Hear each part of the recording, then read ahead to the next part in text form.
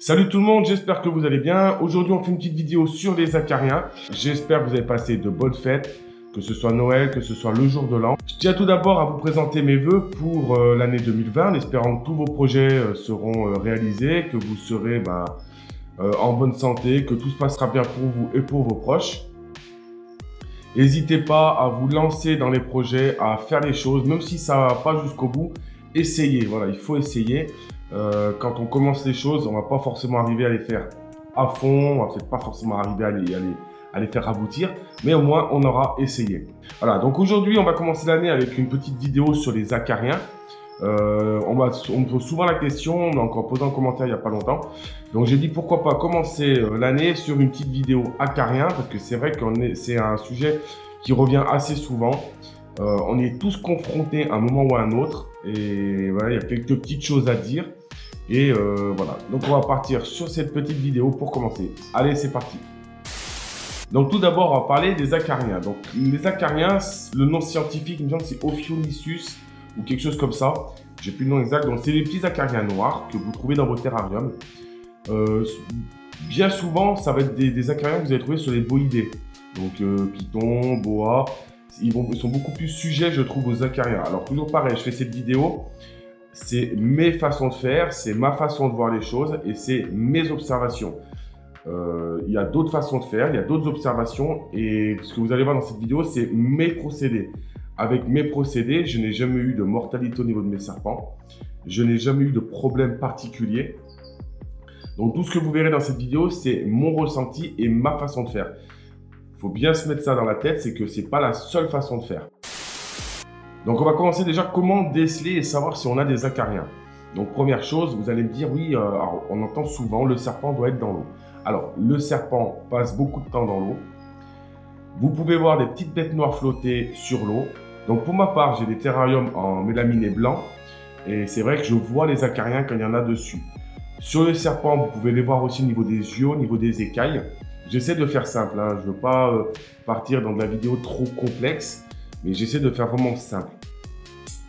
Et vous pouvez donc les voir au niveau des bacs d'eau flottés à l'intérieur. Quelles sont les conséquences de ces acariens? Alors ces acariens, il faut savoir, ça a été confondu avec des poux pendant beaucoup d'années. Ce sont des acariens réellement. Et qu'est-ce qu'ils vont faire? Ils vont aller pomper le sang, un peu comme un tic. Un tic ou un poux, hein, tout simplement. Le poux que vous avez sur les gosses, ou qu'on avait quand on était petit, ça vient pomper le sang. Donc, qu'est-ce qui va se passer une fois que l'acarien va s'attaquer à votre reptile?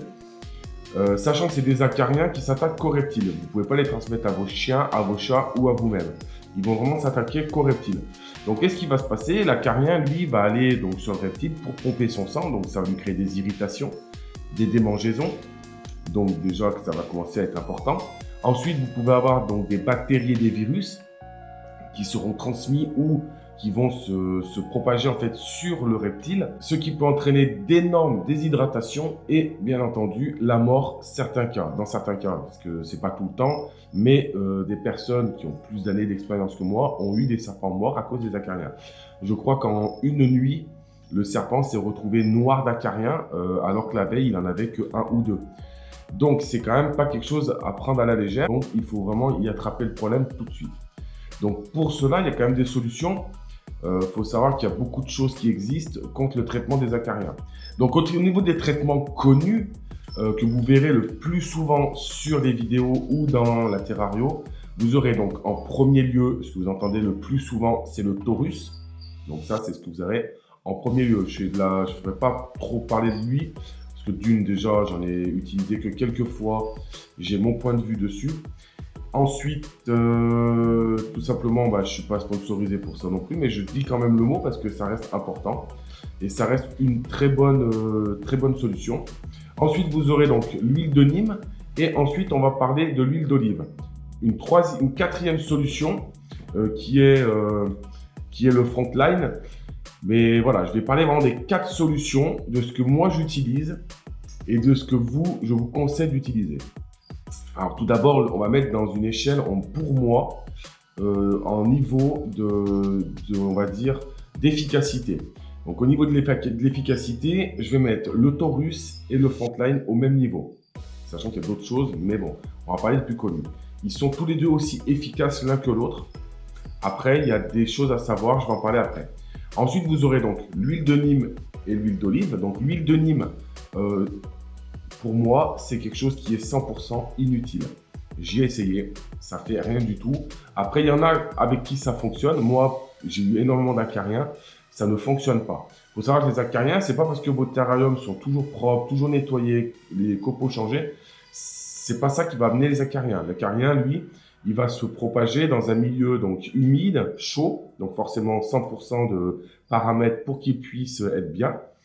Et ensuite, tout simplement, vous allez chez un pote qui a des serpents, vous allez dans la nature, vous allez dans n'importe quel magasin de reptiles où vous rentrez un reptile, vous pouvez être amené à amener des acariens, tout simplement. On ne peut pas désinfecter à chaque fois. D'où le fait de se laver les mains quand même assez souvent au gel hydroalcoolique pour justement tuer les bactéries que vous pouvez avoir entre chaque serpent. Donc ça, c'est une prévention. Ensuite, toujours bien se laver les mains avant, après. Bon, ça va de soi. Je pense que toute personne qui a des reptiles, si vous voulez éviter une salmonelle, vous vous lavez les mains quand vous avez touché votre reptile et vous n'aurez pas de problème. Donc, on va parler du taurus et du frontline. Alors, moi, ce que je vais vous conseiller, et retenez-le bien, utilisez du taurus.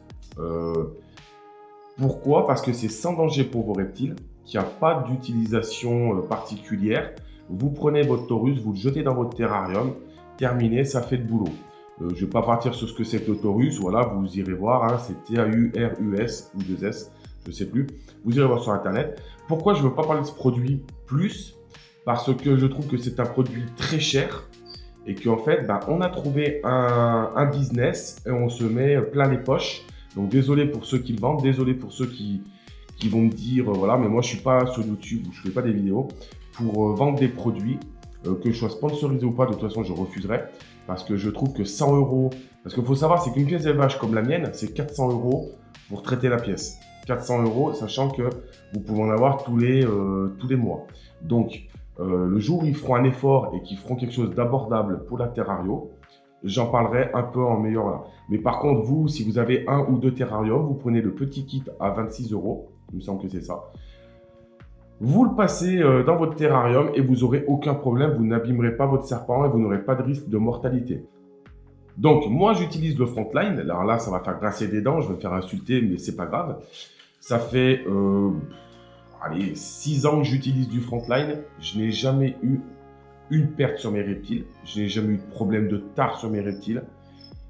Parce que tout simplement, je sais utiliser le frontline. Parce que j'ai appris à l'utiliser avec des personnes qui l'utilisent. Faut savoir, c'est que 99% des personnes dans la terrario utilisent le frontline. Je parle en professionnel. Je ne vais pas parler en tant que particulier, hein, je parle vraiment en tant que professionnel. Moi, je préfère être honnête. Le frontline, c'est un produit qui est dangereux pour les animaux, que ce soit pour les reptiles ou que ce soit pour les chiens, les chats. C'est du produit chimique, donc ça reste dangereux. Donc, il faut savoir l'utiliser. Il ne faut pas le mettre n'importe comment. Il faut le doser correctement. Il faut le passer correctement, il faut enlever les gamelles d'eau quand il y a le traitement. Enfin, il y a vraiment tout un procédé. Donc, je veux en parler parce qu'on en parle beaucoup sur Internet. Donc, je ne peux pas ne pas en parler. Ce serait un peu faux cul de ma part de le faire. Mais voilà, moi, j'utilise ça. J'ai des façons de faire. Je n'expliquerai pas comment on l'utilise parce que je ne veux pas que vous l'utilisiez. Mais utiliser du taurus, en général, les personnes qui me regardent en vidéo, c'est des personnes qui ont entre 1 et 5 serpents. Donc, honnêtement, si vous avez par exemple ce terrarium-là qui est affecté avec des acariens, que vous avez un python rhésus par exemple, quand dessus vous avez de la Pantherophis guttatus ou de la couleuvre asiatique, vous ne traitez que ce terrarium-là. Pourquoi? Parce que j'ai remarqué moi dans mon élevage, avec tout ce que j'ai en terrarium, les seuls terrariums où il y a des acariens, c'est les terrariums où il y a des pythons ou des boas.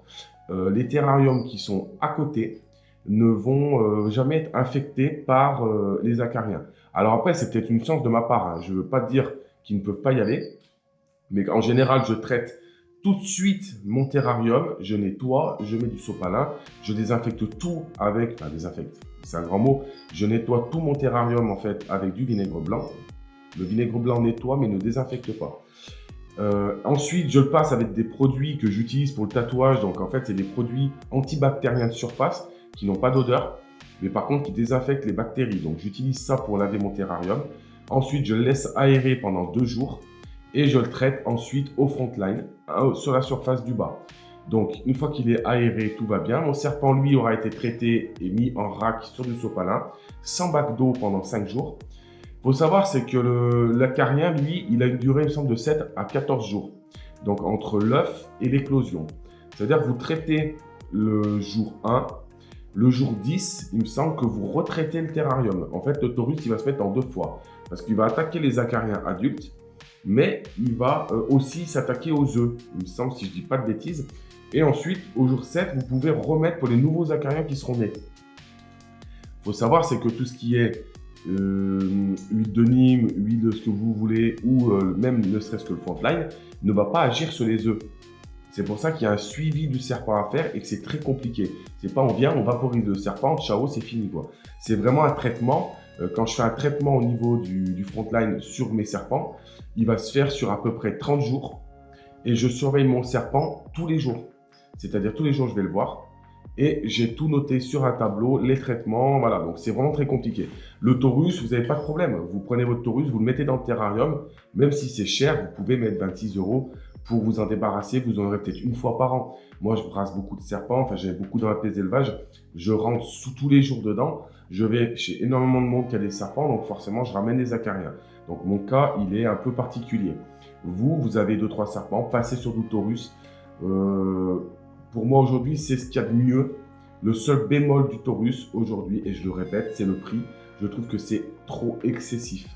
Et puis voilà, après, donc les traitements internes, au niveau des parasites internes, là, c'est plus des acariens. Là, c'est encore autre chose. Si ça vous arrive, en gros, le serpent ne va plus manger.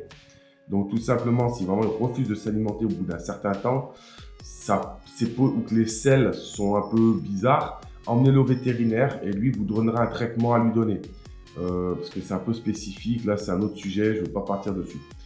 Voilà, j'espère que cette vidéo vous aura plu. C'est pas une vidéo très intéressante, il n'y a pas de serpent, il n'y a pas de bête. Mais voilà, je pensais que c'était quand même quelque chose de cool à faire en début d'année. Les acariens, j'en ai parlé un peu grossièrement, entre guillemets, parce que je ne veux pas partir dans le micro-détail. Puis je ne suis pas un professionnel du taurus, je ne suis pas un professionnel de l'acarien.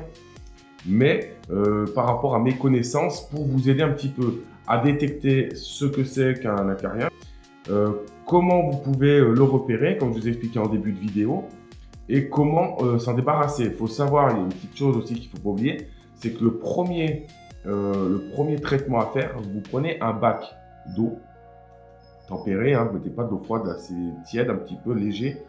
Vous mettez à peu près 5 cm d'eau, vous mettez votre serpent à l'intérieur et vous refermez la boîte, avec des trous bien sûr. Et vous le laissez pendant une petite demi-heure, prendre un bain. En fait, ce qui va se passer, c'est que les acariens vont se noyer. Parce qu'il faut savoir, c'est que j'ai des serpents qui n'allaient pas dans le bac d'eau. Il faut déjà que le bac d'eau soit assez grand, mais ils n'allaient pas dans le bac d'eau. Donc, mettez bien, donc laissez-le tremper, ça va tuer les acariens. Vous allez déjà en enlever déjà 80%.